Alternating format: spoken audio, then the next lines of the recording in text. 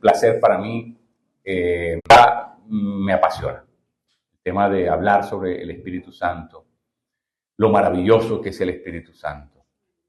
Y de verdad es que la vida de fe, una vez que nosotros nos hacemos amigos del Espíritu Santo, es una vida completamente diferente. Es una aventura la vida cristiana. No es tortuosa, no es tediosa, no es latosa, no es aburrida. No, cuando entramos en esa relación íntima con el Espíritu Santo, la vida de fe es una vida de victoria, es una vida de crecimiento, es una vida de profundidad, es una vida de verdad completamente diferente. Así que mi deseo en esta conferencia es provocarlo a usted a entrar en esa relación maravillosa con el Espíritu de Dios. Así que, teniendo eso en mente, ¿verdad? Déjenme decir que ayer en la conferencia en Bogotá estaba yo refiriéndome al hecho de que hay un autor que dice que a la Reforma le faltó avivamiento. Y eso lo que él trata de decir es que, bueno, la Reforma existe porque la Reforma es recapturar, es decir, recuperar la Biblia como la autoridad definitiva. Eso es la Reforma. La Reforma volvió a recuperar la palabra. Pero como le faltó a la Iglesia avivamiento, es decir, aprender a depender del Espíritu Santo, entonces lo que pasó es que se fueron perdiendo muchos de esos principios bíblicos, se fueron diluyendo. Y a la larga, ¿verdad? Por tener una sola cosa y no las dos, como cuál es el plan de Dios, las consecuencias fueron fatídicas. ¿Por qué? Porque fue el Espíritu Santo que inspiró la palabra y es el Espíritu Santo que puede interpretar la palabra. Y además, es el Espíritu Santo el que puede hacer que nosotros vivamos conforme a la palabra. Usted la palabra nunca la puede sacar de la esfera de actividad del Espíritu Santo porque no logra su efecto. Lo que hace que la palabra esté viva es que la palabra de Dios siempre viene acompañada con el aliento de la boca de Dios. Cuando Dios habla, el aliento de vida, que es el Espíritu Santo, sale de la boca de Dios. Por lo tanto, esa palabra es viva vox, como decimos. Pero, de nuevo, nunca podemos concebir la Escritura sin el Espíritu Santo. Uso esto como preámbulo para que ustedes sepan de lo que hemos venido hablando y de lo que vamos a continuar hablando. Porque una de las cosas que me decían ayer es, bueno, ¿cómo hacemos para reconciliarnos con el Espíritu Santo? Y mi meta es que al final, es decir, hacia la parte final de esta charla, podamos hablar un poquito de cómo nos reconciliamos con el Espíritu Santo. Bueno, para mí la iglesia, yo la concibo como la comunidad neumática. La palabra neumática, ustedes han escuchado neumático, son las gomas que usan los carros, ¿verdad? Neumáticos. ¿Por qué se les llama neumáticos? Porque tienen aire adentro. El neuma en la Biblia es el aire o el espíritu, ¿verdad? En este caso, el Espíritu Santo es el neuma, ¿verdad? Y entonces, por eso, cuando hablamos de una comunidad neumática, estamos hablando de una comunidad que se nutre, vive y actúa en función de la actividad del Espíritu Santo. Sin la actividad del Espíritu Santo, la iglesia no puede ser la iglesia, ¿verdad? La iglesia nació con la llegada del Espíritu Santo. Así que la iglesia es una comunidad neumática. Lo que nos une, ¿qué es lo que nos une? Nos une un ideal, nos une una causa común, nos une, ¿qué cosa nos une? Lo que nos une en realidad es el Espíritu. Lo que nos une en realidad es que cada uno de nosotros tenemos el mismo Espíritu. Solamente hay dos tipos de personas en el mundo: los que tienen y los que no tienen el Espíritu Santo. Solamente hay dos tipos de personas. Olvídese de las razas, de los colores, de los escalafones sociales, de los estratos económicos. Olvídese de todas esas categorías que los seres humanos usamos para dividirnos, para separarnos y para, ¿verdad? Para marcar divisiones estratóficas, ¿verdad?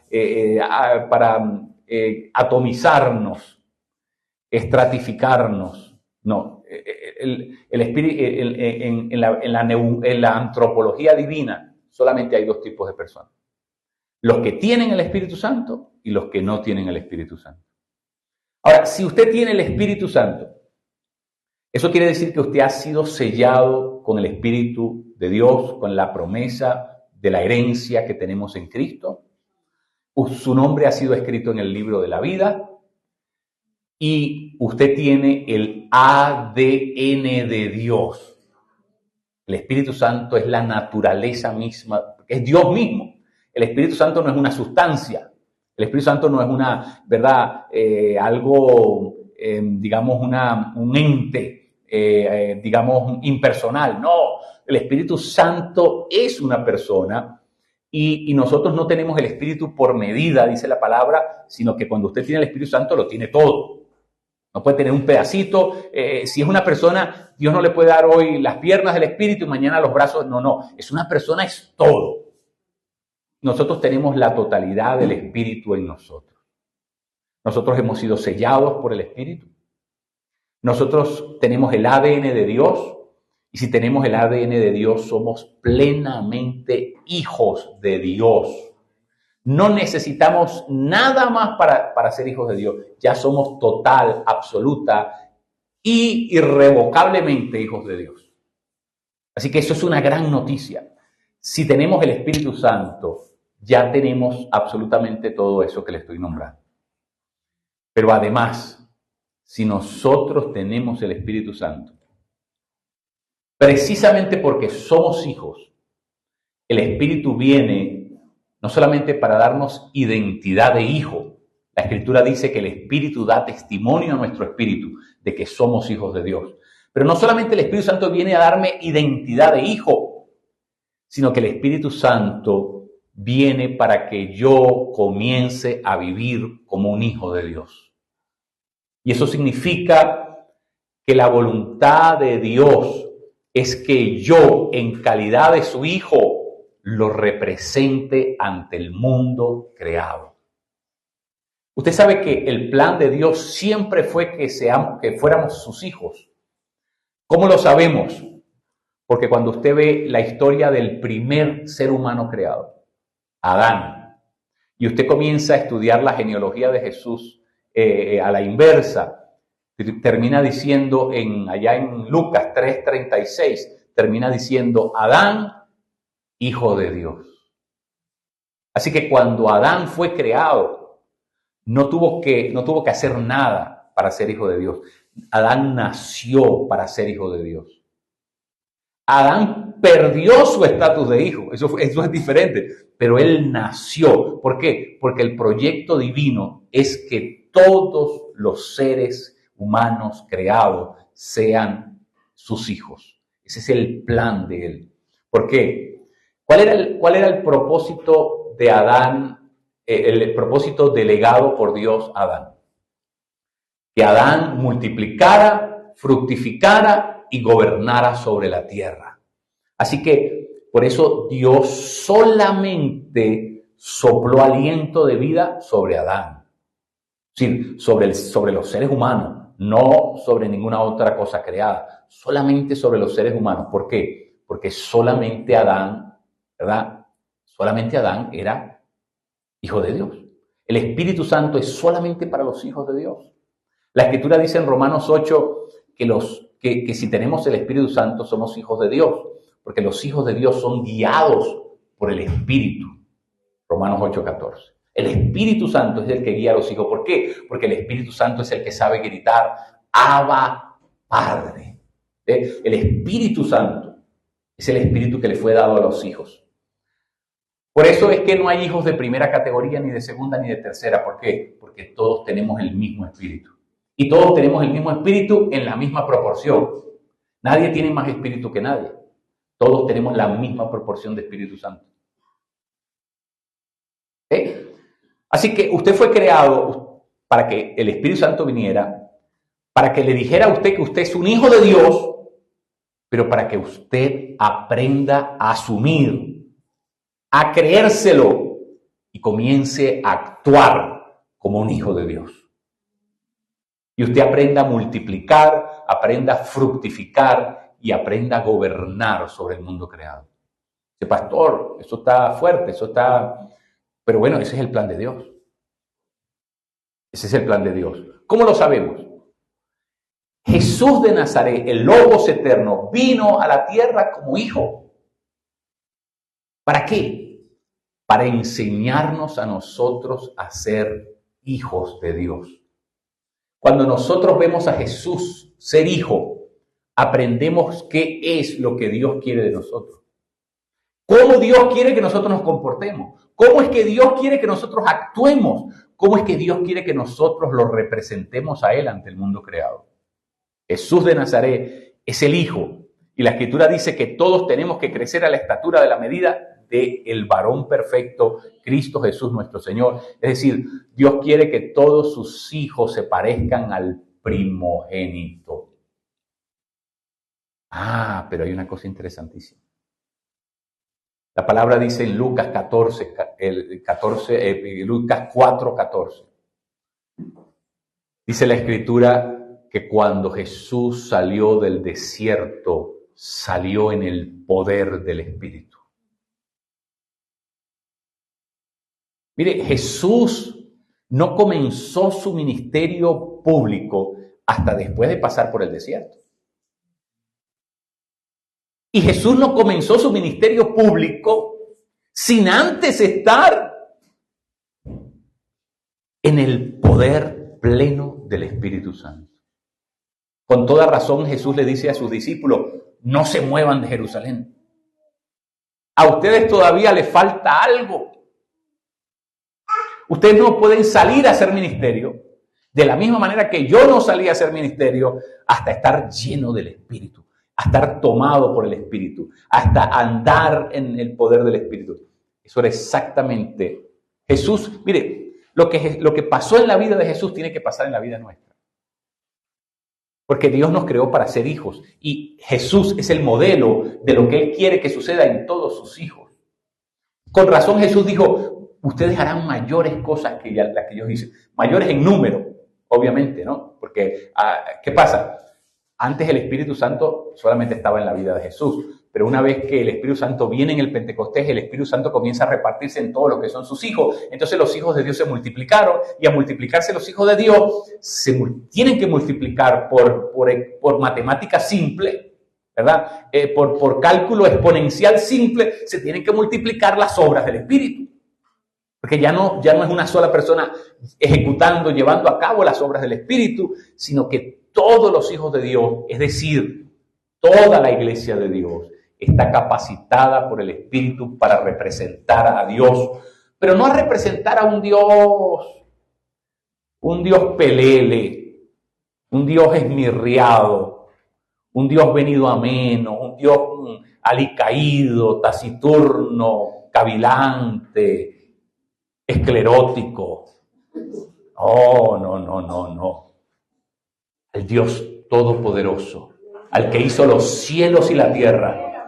Así que mire,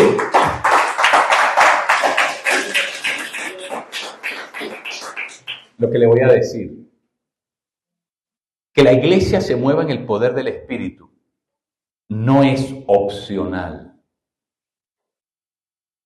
No es opcional. Es una necesidad intrínseca de ser la iglesia de Dios. Dice, no, es que eso es un asunto de los pentecostales. ¿Acaso los pentecostales tienen la patente del Espíritu Santo? Yo no creo. Si nosotros somos la iglesia de Cristo, no importa si somos lo que seamos, en este caso luterano, tenemos que movernos en el poder del Espíritu Santo. Porque Dios no te pudo haber dado su Espíritu de decoración, de adorno. El Espíritu Santo no es la cerecita encima del pastel. El Espíritu Santo es el motor que mueve a la iglesia. El Espíritu Santo es el ayudador, el consolador, el fortificador, es el dynamics, dice la Escritura, el dynamics, el poder de Dios. Así que la iglesia tiene que tener palabra, pero tiene que tener también la actividad explosiva del Espíritu en ella. Tenemos que cambiar la mentalidad de que el luterano no hace milagros, luterano no ora por los enfermos, luterano, eso es una trampa satánica. Si el luterano tiene el Espíritu Santo, el luterano está llamado a hacer todo lo que el Espíritu Santo hace. Todos los dones y todo el fruto del Espíritu. Mire, ponga cuidado lo que le voy a decir. Es una trampa del enemigo. Encuadrarnos en un modelo y decirnos, no, si tú eres tal cosa, tú solamente haces esto. Y si tú eres bautista, tú solamente haces esto. Y si tú eso es una trampa del diablo. Si usted tiene el Espíritu Santo de Dios en su vida, usted está llamado a hacer todo lo que hace el Espíritu. Entonces hay que romper con esos paradigmas falsos. Mira, el enemigo donde nos puede ganar es aquí en la mente. El enemigo lo que puede hacer es sugestionarnos, ganarnos aquí, trampearnos, a vendernos una... Mire, no dice la Escritura que él es el padre de la mentira. ¿Con qué va a trabajar? Va a trabajar a base de mentiras. Y nos va a tratar de decir un montón de cosas.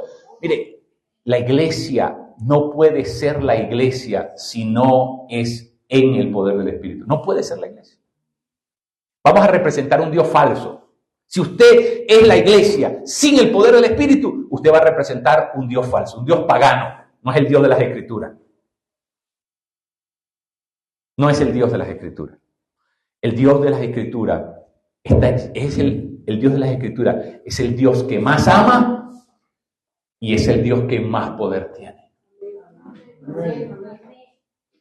Así que en la iglesia se tiene que manifestar de forma tronante, explosiva, el amor poderoso de Dios y el mover poderoso del Espíritu Santo. Las dos cosas.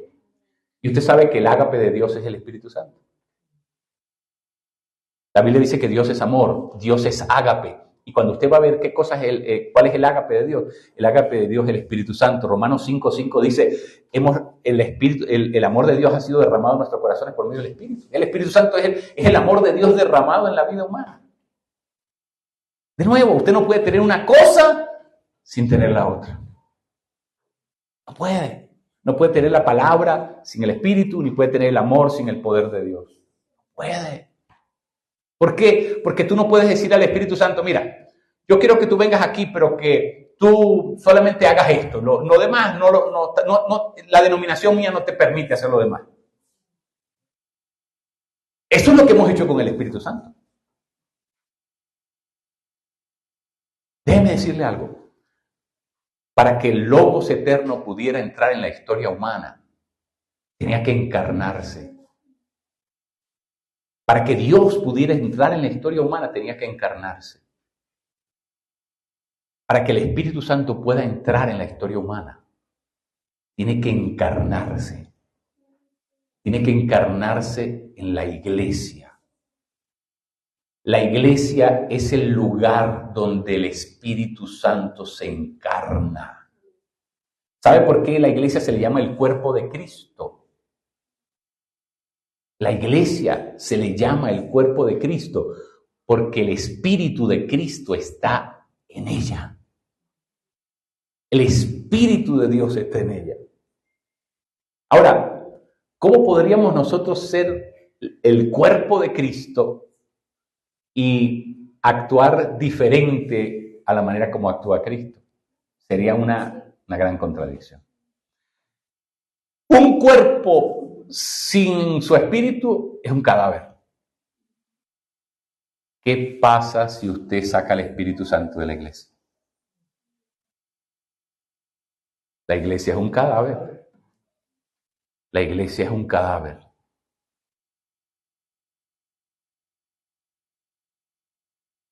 ¿Usted ha escuchado hablar de una misa de cuerpo presente?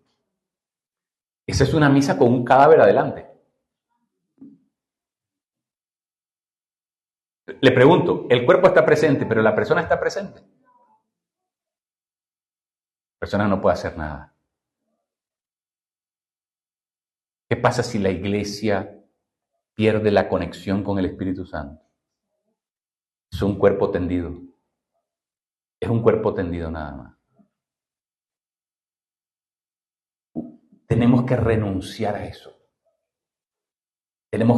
Usted tiene que llenarse de enojo santo, de celo espiritual en las entrañas, en contra de Satanás, que le ha metido el dedo en la boca a la iglesia por tantos años y nos ha robado el poder que Dios le delegó a la iglesia de Cristo.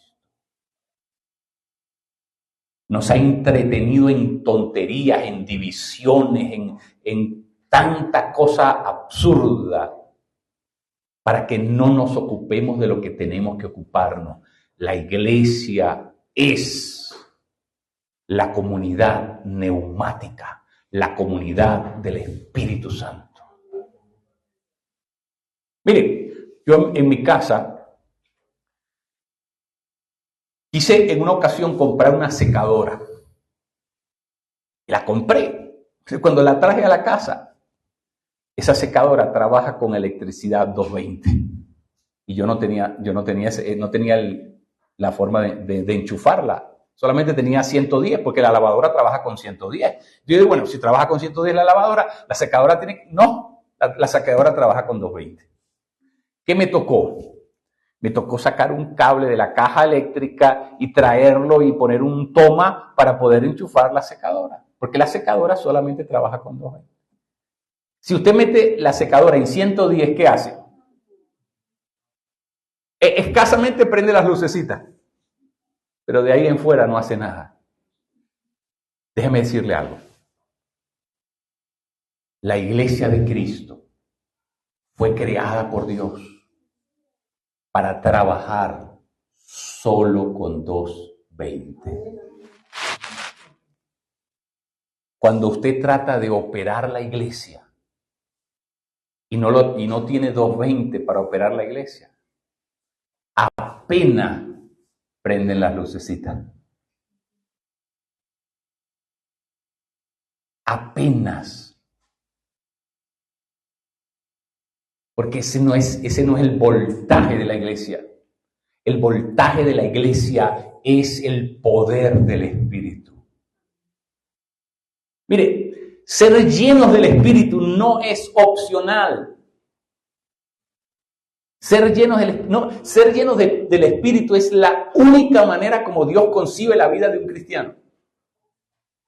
¿Por qué? Porque si usted no está lleno del Espíritu, usted no trabaja con 220, trabaja con 110. Y con 110 es carnal. Todo lo que usted va a producir es una mano de problema. Usted va a ser un gran estorbo en la iglesia y su vida espiritual va a ser tan miserable que ni siquiera usted va a querer seguir viviendo ese tipo de vida. Pero escúcheme, usted me dice, pero yo le estoy diciendo la verdad como es. La iglesia de Cristo solo trabaja con el voltaje correcto. Usted trata de ser cristiano con 110 y escúcheme, ni siquiera usted va a estar contento. Y usted lo que va a estar, yo lo llamo como el pato criollo. ¿Sabe cómo es el pato criollo? Cada paso deja una plasta. Ese es el pato criollo. Va caminando y va dejando su marca detrás. Así son muchos cristianos. Hasta que no aprendamos a vivir en el poder del Espíritu, todo lo que vamos a causar son problemas. Vamos a estorbar la obra de Cristo. Vamos a estorbar el avance del reino de Dios en la tierra. ¿Por qué? Porque queremos seguir viviendo en la carne. Y en la carne solamente se produce el fruto de la carne. Pero cuando usted aprende a vivir en el poder del Espíritu, La vida cristiana es diferente. Porque usted no tiene que fingir ser quien es. Aleluya, gloria a Dios, santo, bendito. Y todo el tiempo con ese palabrerío y ese aguaje, esa cosa de... Cuando usted vive en el poder del Espíritu, no tiene que impresionar a nadie, ni tiene que, ¿verdad?, mentir, ni esconderse, ni mostrar lo que usted no es. Cuando usted está en el poder del Espíritu, el Espíritu Santo es el que está a cargo de todo, y el Espíritu Santo se mueve su vida, y todo comienza a ser espontáneo, y el mover de Dios es grandioso. Usted vive satisfecho, usted vive pleno, usted vive en el gozo de Dios, la paz de Dios en su vida.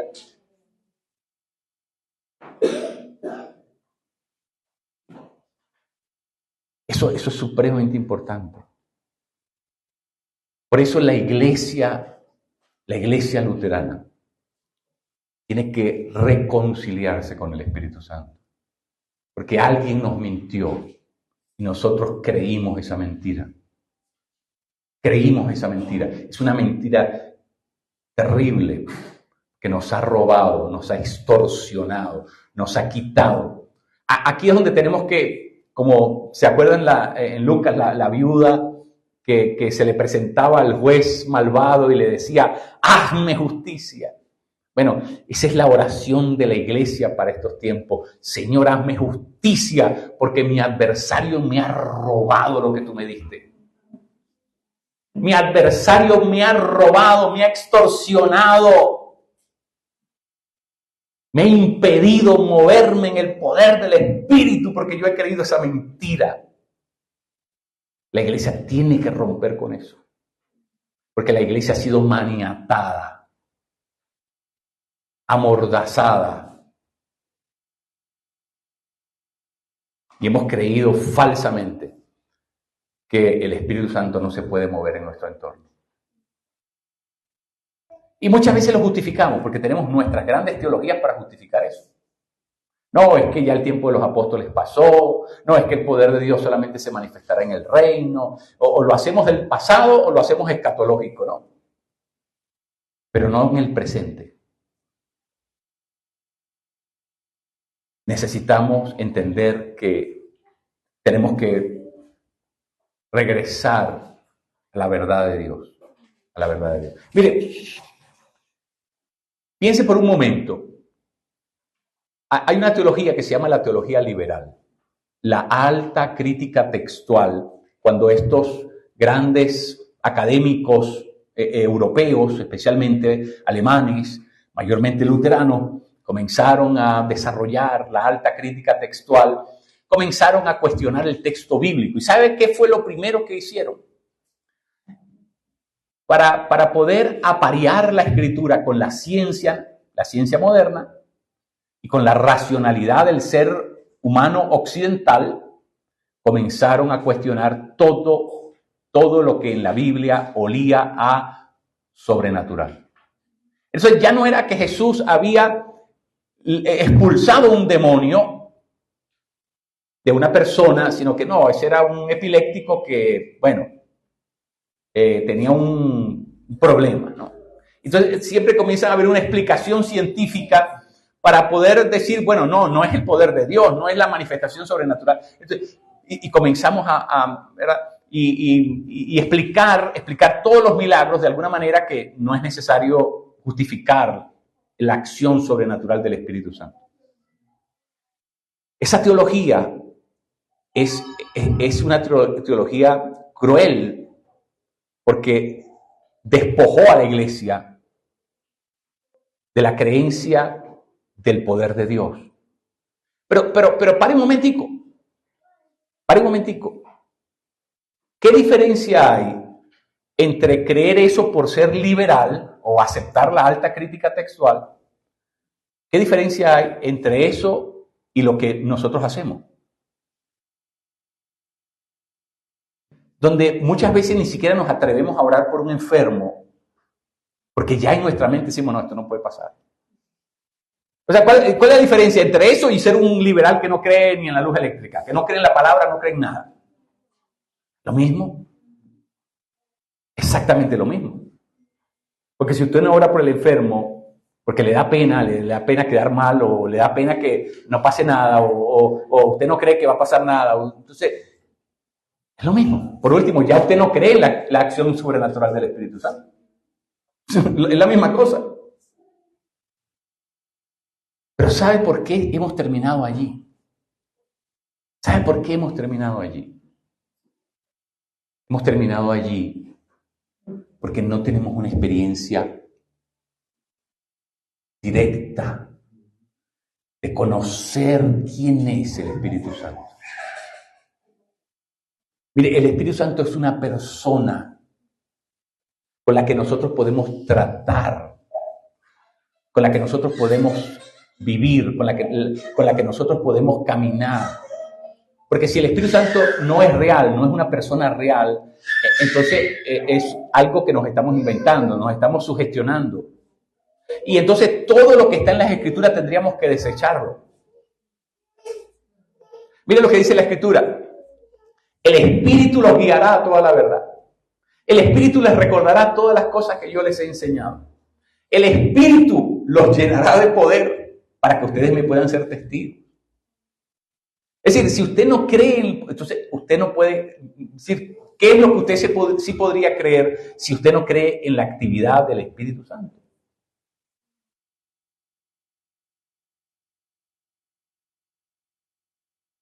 ¿Qué pasa si nosotros seguimos predicando el Evangelio, pero ese Evangelio no tiene señales, no tiene evidencia? Lo único que estamos haciendo es compartir una teoría. Eso lo puede hacer cualquiera. Si yo voy a vender aspiradoras y voy de casa en casa vendiendo aspiradoras, pero en vez de llevar la aspiradora, lo que traigo es un folletico donde está la pintura, la foto de la aspiradora y las cualidades supuestamente maravillosas de la aspiradora. Y entonces la gente que está ahí me dice, pero ¿por qué no trajo la aspiradora para que nos muestre lo maravillosa que es la aspiradora? Ah, pero que usted está dudando de mi palabra. El vendedor se pone a la defensiva, ¿no? Él dice, pero es que usted es tan incrédula que no cree en mi palabra. Y usted sabe quién soy yo. Usted sabe quién son mis padres.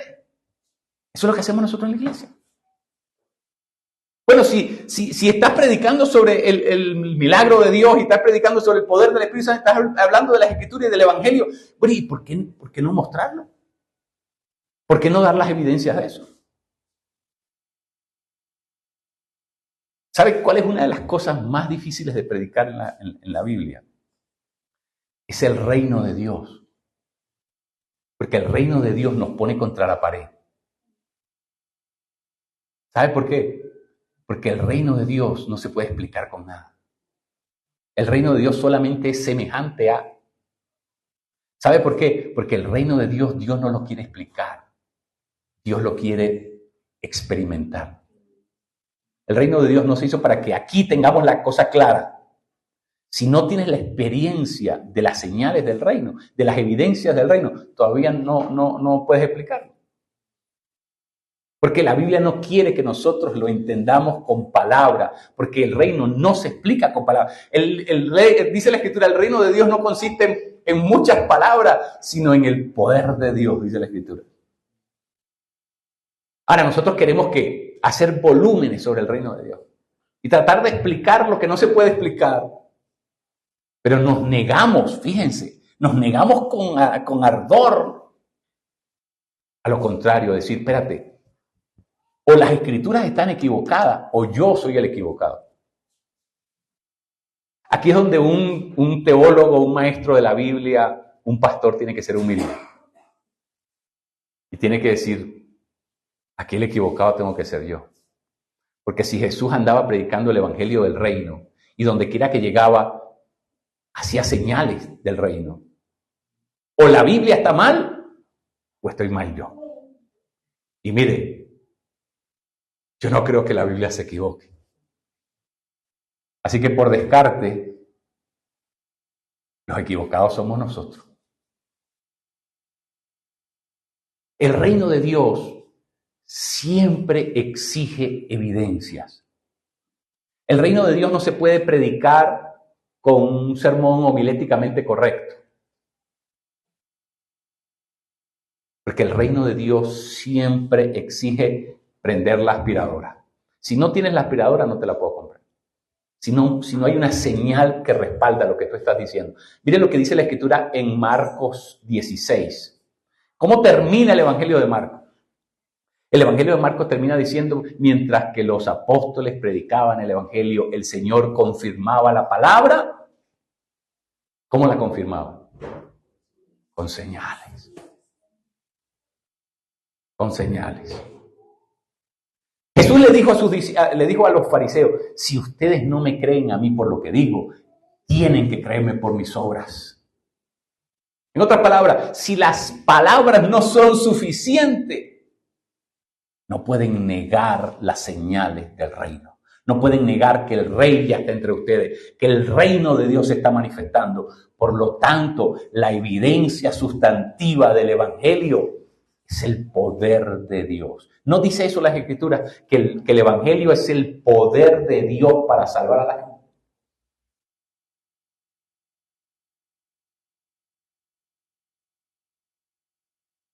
Tenemos un evangelio incompleto. Sin la actividad del Espíritu Santo, estamos predicando un evangelio incompleto.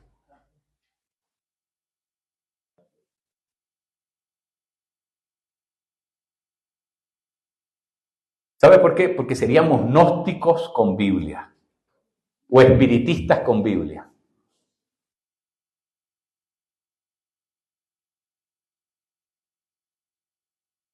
Si de verdad nosotros creemos en ese Dios trino que se manifiesta en realidad en la historia humana. Mire lo que es la Biblia. ¿Qué cosa es la Biblia? La Biblia no es una de estas cosas así que se le vino tomó posesión de una persona y le comenzó a escribir a lo loco. Fíjense, toda la Biblia está basada en la experiencia de seres humanos. Gente que conoció a Dios y que, basado en esa experiencia con Dios, comenzó a relatar su experiencia con Dios. Pero si Dios es real, tiene que haber un encuentro con ese Dios, tiene que haber una relación palmaria, concreta.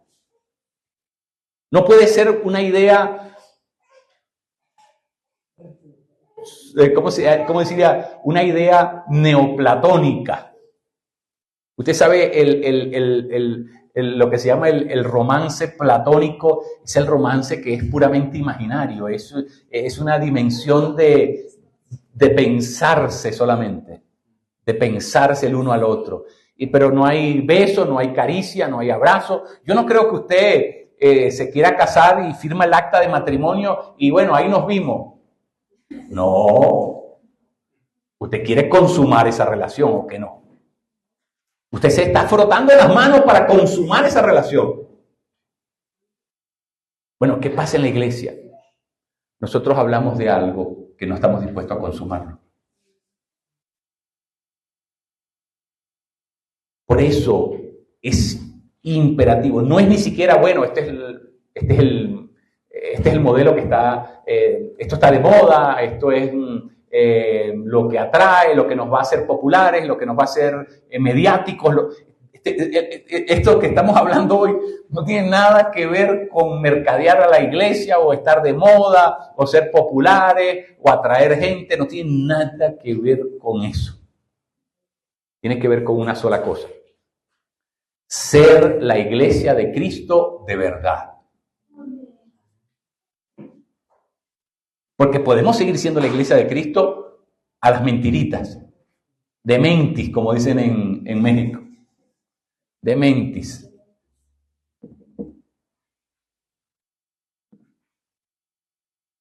Pero si queremos ser la iglesia de Cristo de verdad, el Dios del cual nosotros predicamos es cierto, no como proposicionalmente cierto, no es una declaración, es cierto porque es real. ¿Sí me entiende? No es cierto porque es lógico, es cierto porque es real. Lo que hace la diferencia del Dios que nosotros predicamos es que el Dios nuestro es real.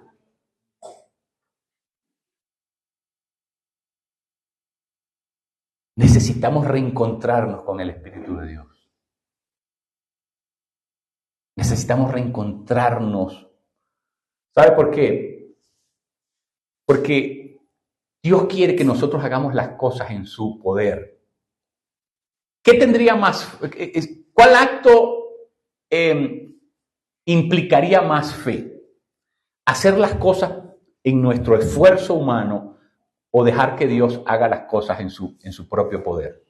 ¿Qué conllevaría más fe? Que Dios lo haga, ¿verdad? Bueno, de eso precisamente se trata. Y eso es precisamente lo que es la gracia de Dios. La gracia de Dios es la actividad sobrenatural de Dios en la historia humana, por medio de su Espíritu. La gracia es lo que Dios está dispuesto a hacer. La gracia es lo que Dios se ha propuesto hacer. Él lo va a hacer. Usted no puede desatar gracia. Usted no puede... Si no es la actividad del Espíritu, no hay gracia envuelta. ¿Por qué? Porque la gracia no es algo que nosotros controlamos. Entonces, la iglesia de Dios tiene que moverse en la realidad de Dios, que es la fe y la gracia. La fe y la gracia. El Dios nuestro es un Dios lleno de gracia, un Dios que se quiere manifestar en la historia humana.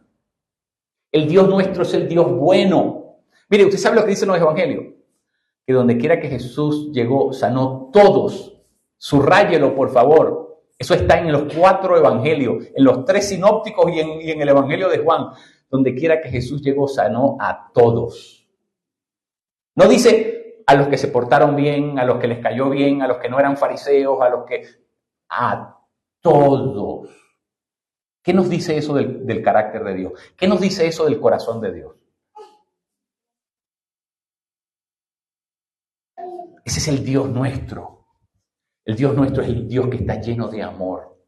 Es el Dios de la gracia, el Dios que quiere tocar a todos los seres humanos, el Dios que quiere bendecir a todos los seres humanos, el Dios que no hace diferencia, que nos ama por igual a todos, que murió en la cruz por todos y que nos ofrece la bendición maravillosa de poder conocerlo, de poder encontrarnos con Él.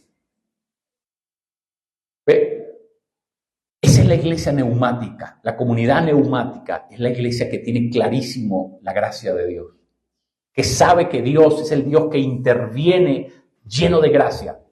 Es un Dios que no tenemos que doblarle la mano, que no tenemos que quemarle un muerto para que Dios... No. Es el Dios maravilloso que está deseoso por intervenir, por actuar, por manifestarse a nuestro favor. Es el Dios que... Mire lo que dice la Escritura. Romanos 8:32. El que no escatimonia a su propio Hijo, sino que lo ofreció por todos nosotros. ¿Cómo pues no nos dará junto con Él todas las demás cosas? Amén. ¿Sí me entiende? Ese es el Dios nuestro, ese es el Dios que nosotros predicamos, el Dios de la gracia, es el Dios compasivo. El Dios que vino a liberar a los cautivos, que vino a proclamar el año del jubileo, que vino a dar libertad. Ese es el Dios nuestro. Es el Dios que más amor da. Es el Dios que más ama. Pero el Dios que más ama es el Dios que más poder tiene. Y cada vez que Dios ama, usa su gran poder. Dios usa su gran poder. Usted sabe que Dios nos recibe en gracia como estemos, pero usted sabe que Dios no nos deja como llegamos. Dios nos recibe por su gracia. Dios nos recibe como estemos, porque nosotros llegamos hechos tierra a la presencia de Dios. Nosotros llegamos destruidos. Somos realmente, ¿cómo diríamos? Adefesios humanos cuando llegamos a la presencia de Dios. Pero Dios no nos deja así. Dios nos transforma por su poder. Amén. Nos recibe con su amor. Nos transforma con su poder. Las dos cosas siempre están actuando concomitantemente, simultáneamente, sincronizadamente. ¿Por qué? Porque es el mismo Dios. Dios no puede actuar solamente en amor y solamente en poder. No, las dos cosas tienen que actuar juntos. La iglesia de Cristo, como la comunidad neumática, tiene que ser la comunidad donde el amor de Dios y el poder de Dios se manifiestan. La gente allá afuera tiene que conocernos como el gran reservorio del amor y de la actividad del Espíritu Santo. Esa es la iglesia verdadera de Cristo. Esa es la iglesia que representa al Dios de las Escrituras.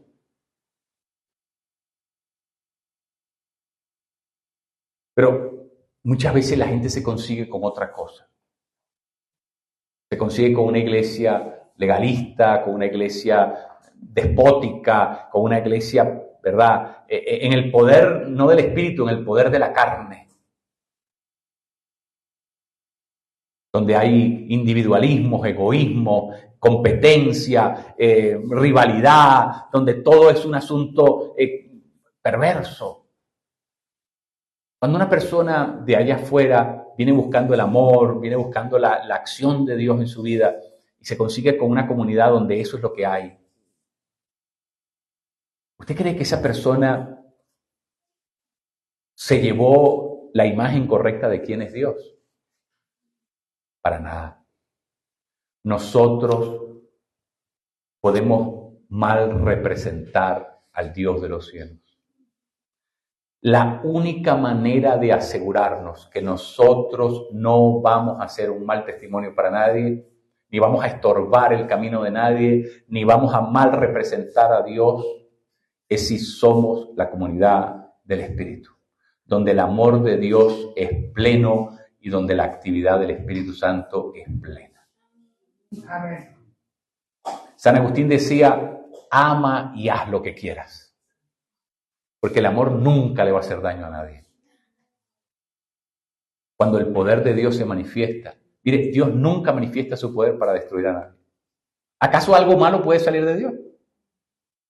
¿Acaso algo malo puede? Si Dios no es el origen del mal. Así que nada malo puede salir de Dios.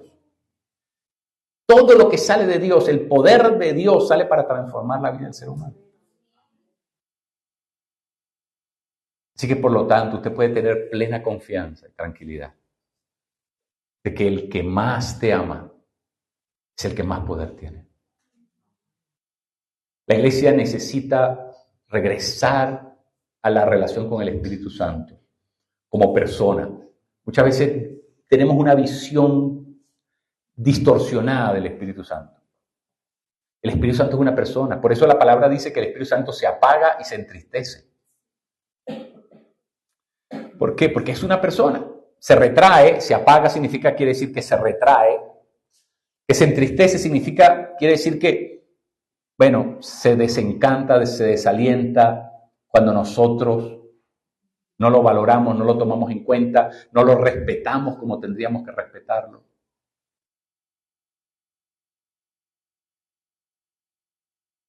En Hechos, en el capítulo 4, dice la escritura de los apóstoles le dicen a los del Sanedrín que podían estar resistiendo al Espíritu Santo. Apagarlo, entristecerlo o resistirlo. ¿No será que nuestras iglesias están haciendo algo de eso? Le pregunto, aquí en completa confianza y honestidad, ¿no sería que en nuestras vidas personales y en nuestra vida de iglesia podríamos estar cometiendo una de esas tres cosas o las tres cosas. Podríamos estar neciamente resistiendo la actividad del Espíritu entre nosotros. Porque es más importante hacer la liturgia que darle cabida al Espíritu Santo. Es más importante ir por el proceso, el protocolo evangélico que darle parte al Espíritu Santo. O estamos nosotros en control de lo que está pasando y no queremos perder el control de lo que está pasando. Como no queremos perder el control de lo que está pasando, pues no le soltamos eso al Espíritu Santo. El Espíritu Santo dice, está bien. ¿Sabes por qué? Porque el Espíritu Santo nunca se impone. El Espíritu Santo nunca se impone por encima de nosotros. El Espíritu Santo, como dije ayer en la conferencia en Bogotá, el Espíritu Santo no nos posee como lo hacen los demonios. Los demonios entran en la vida de una persona y caprichosamente emplazan la personalidad de esa persona y comienzan a hablar por la persona y a decidir por la persona y a actuar por la persona. El Espíritu Santo no lo va a hacer. El Espíritu Santo no lo va a hacer. El Espíritu Santo tiene que esperar que usted consienta, que usted resuelva de lo profundo de su ser, darle a Él las riendas de su vida. El Espíritu Santo solamente actúa bajo la certidumbre de que nosotros estamos resueltos, persuadidos, convencidos y hacemos un acto de nuestra voluntad.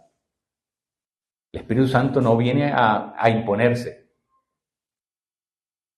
Mucha gente dice, bueno, pero si el Espíritu Santo quisiera actuar, lo puede hacer como el que... No es así como trabaja el Espíritu Santo. La Escritura dice, yo estoy a la puerta y llamo. No dice, yo estoy a la puerta y la tumbo. No.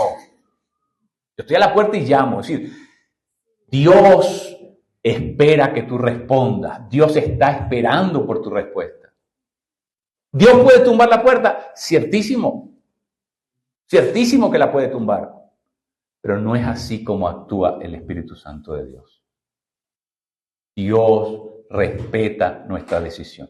Dios respeta nuestro acto resuelto de nuestra voluntad. Dios nos creó con un aspecto volitivo. Dios nos creó con un aspecto racional. Dios no pasa por encima de ninguna de esas cosas. El Espíritu Santo quiere que nosotros concedamos ese permiso. Y creo que la iglesia, para poder reconciliarse con el Espíritu Santo, necesita hacer tres cosas. Uno, necesitamos arrepentirnos. Arrepentirnos es cambiar de pensamiento, cambiar de mente, cambiar de parecer. Es cuando alguien llega a la profunda convicción que la embarró. Y dice, por aquí no voy a seguir, me devuelvo. Ese giro de 180 grados es el acto de arrepentirse. Y entonces, ahí es donde comienza nuestra reconciliación con el Espíritu Santo. Cuando la iglesia admite, Señor, nosotros consciente o inconscientemente te hemos dejado por fuera de la vida de la iglesia. Ese es el primer acto que la iglesia tiene que hacer, el acto de arrepentirse. Pero arrepentirse sinceramente. Arrepentirse sinceramente.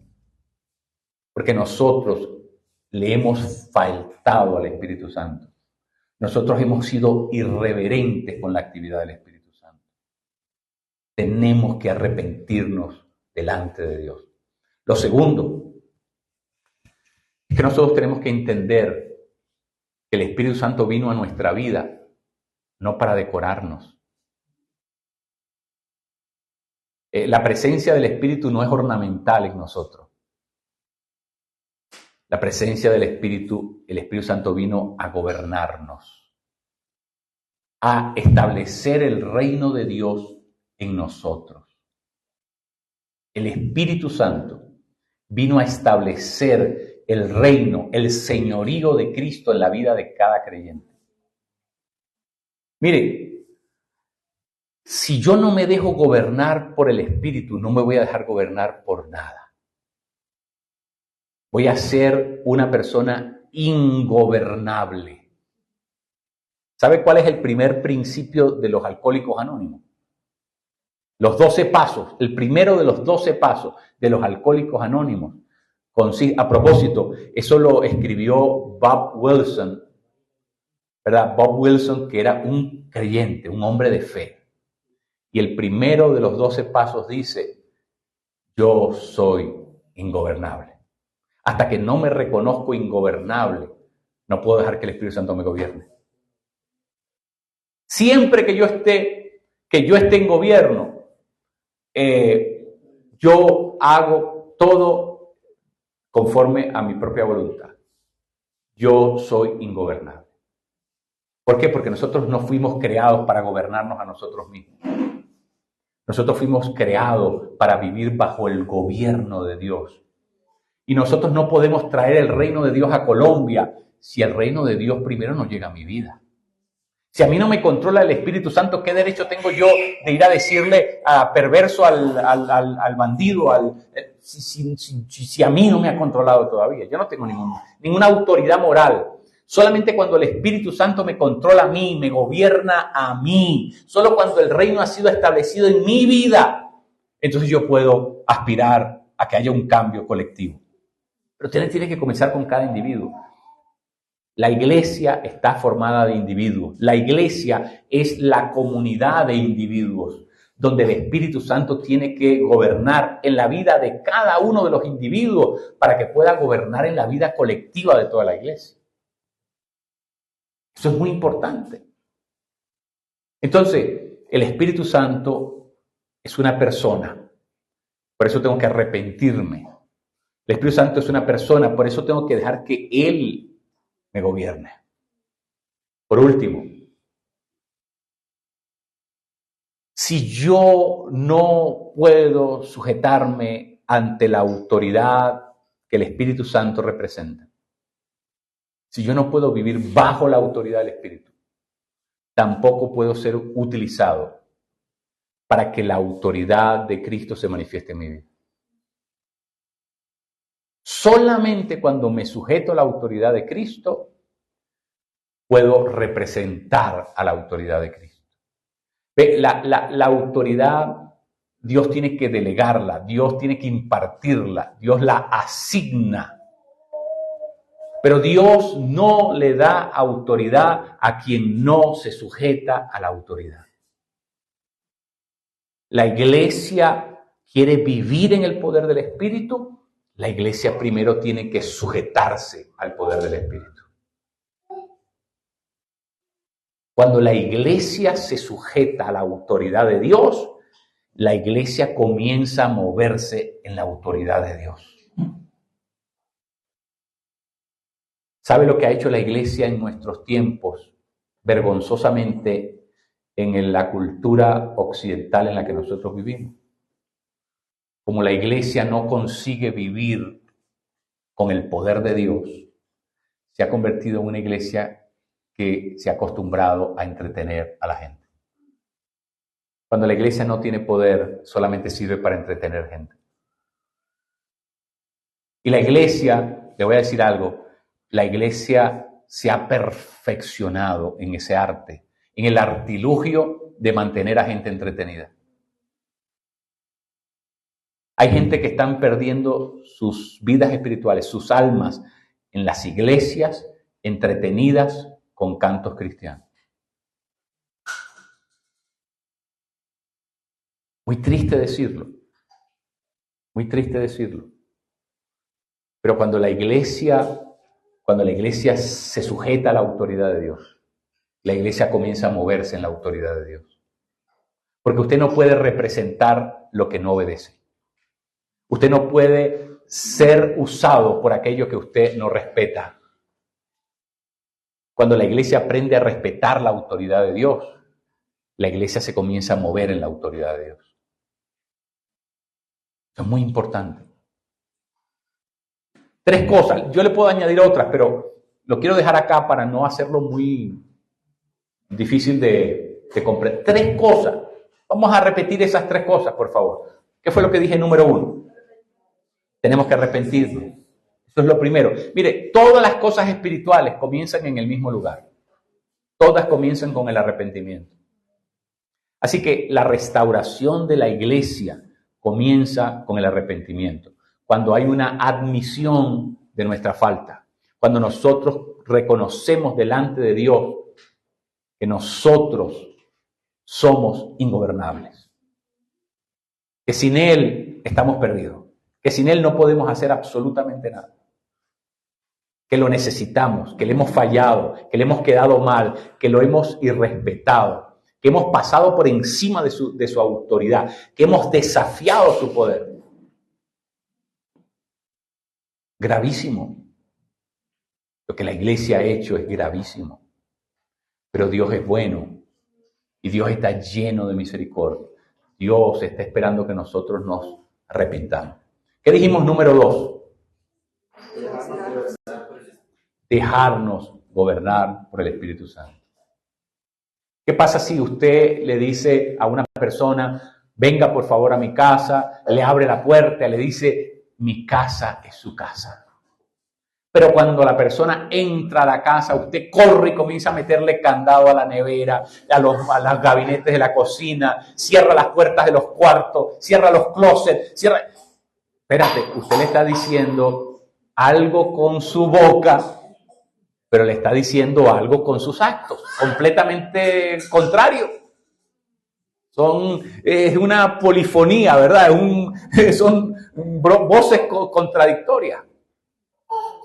Bueno, eso es lo que hacemos usualmente con el Espíritu Santo. Cantamos canciones, ven Espíritu, ven, lléname Espíritu Santo, tantas cosas lindas, pero no te metas en mi vida, no te metas en mi vida sexual. No te metas en mis decisiones. No te metas en mi matrimonio. No te metas en cómo yo hago negocios. Como que el Espíritu Santo solamente tiene un radio de actividad el domingo en la mañana durante el culto. Y de ahí, cuando usted salió de la iglesia, como que, ¿verdad? Se le activaron los cachitos y entonces, vamos. No. Dejarnos gobernar por el Espíritu Santo significa que yo acepto vivir lleno del Espíritu. Y lleno del Espíritu significa ¿qué cosa? Que el Espíritu me controla. Que ya no soy yo que toma mis decisiones arbitrariamente. Que ya no soy yo que tiene pensamientos, ¿verdad?, conforme a mis propios criterios. Ya yo no concibo la vida de la misma manera que la concebía antes, cuando estaba en la vida egoísta y absurda en la que vivíamos antes.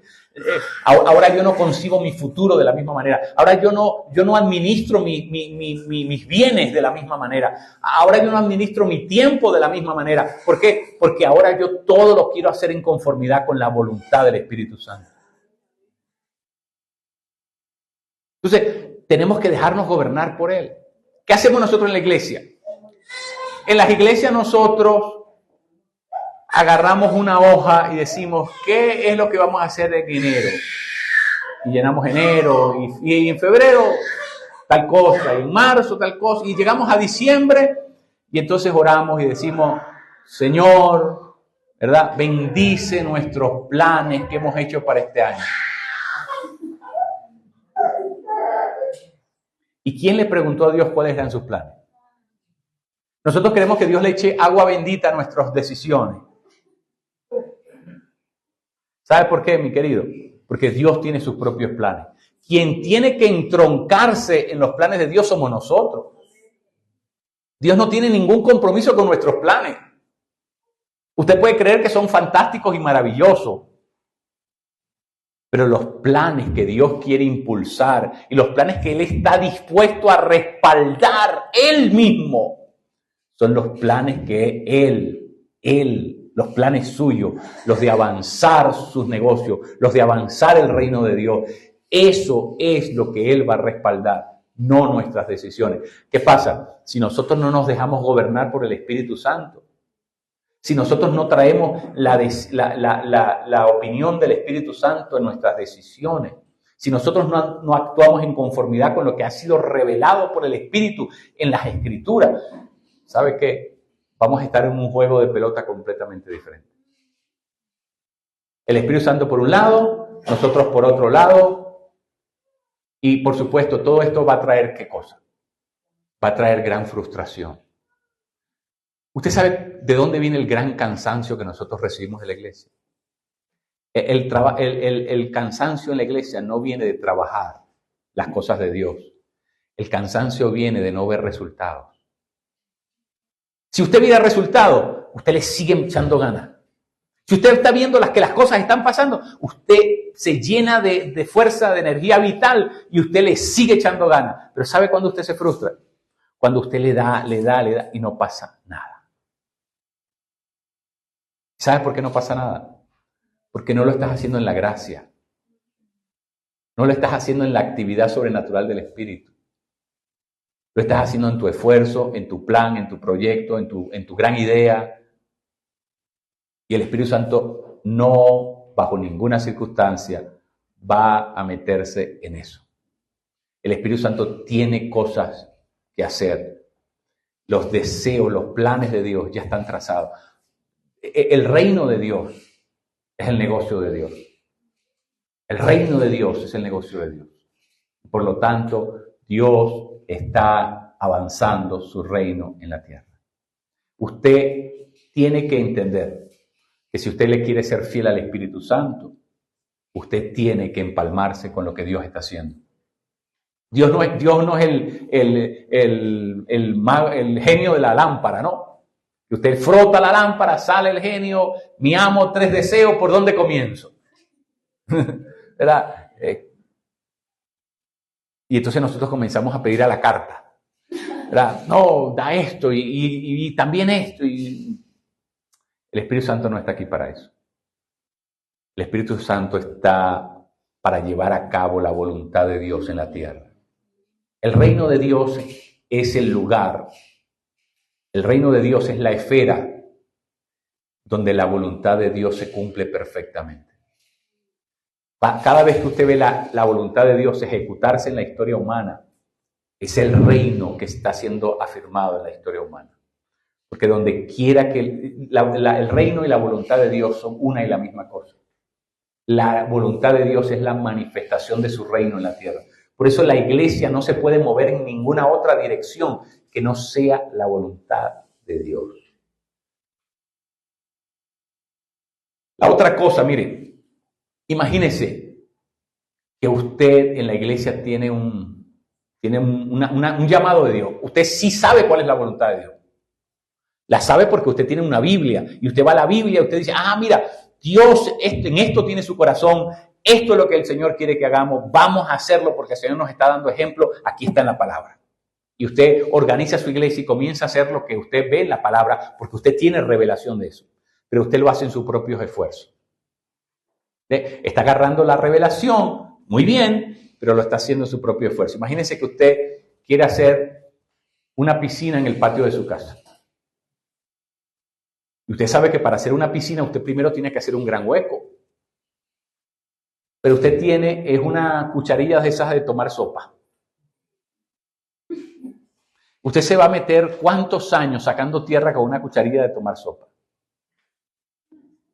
¿Cuántos años se va a tomar para poder abrir el hueco nada más? Para sacar la tierra. Imagínese usted con una cucharilla en un balde.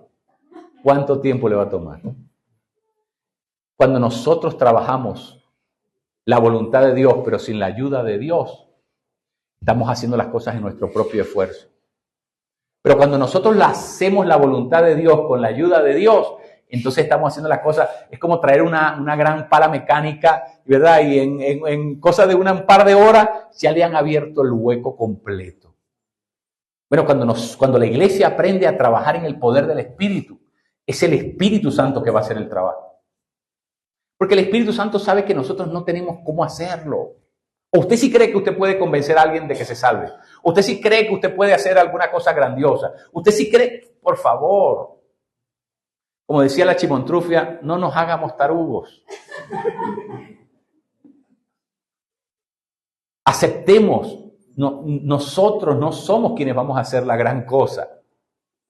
Es el Espíritu de Dios. Para eso Dios nos dio el Espíritu, para que contemos con el Espíritu. La Escritura dice que Él es el ayudador y Él está para respaldar todo lo que es la voluntad de Dios. Y siempre que nosotros estemos en la voluntad de Dios y le permitamos al Espíritu Santo hacer la obra, Él lo va a hacer. Mire, el Espíritu Santo lo que está esperando es que usted se quite, mi hermano. Ya no lo estorbes más. Usted le puede enseñar al Espíritu Santo lo que tiene que hacer. Dígame, usted tendría que darle un entrenamiento, una inducción al Espíritu Santo de lo que tiene que hacer en la iglesia. Por favor, todo lo que tienes que hacer es quitarte del medio, despéjale la pista al Espíritu Santo y deja que Él haga lo que Él sabe hacer. El Espíritu Santo no ha hecho más porque estás atravesado en el camino de Él.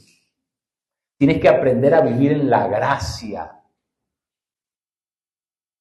Mire, yo tengo un podcast en línea, en la internet, un devocional en línea que se llama Combustible para la Vida. Y hay uno de esos podcasts donde yo trabajo el tema de la gracia.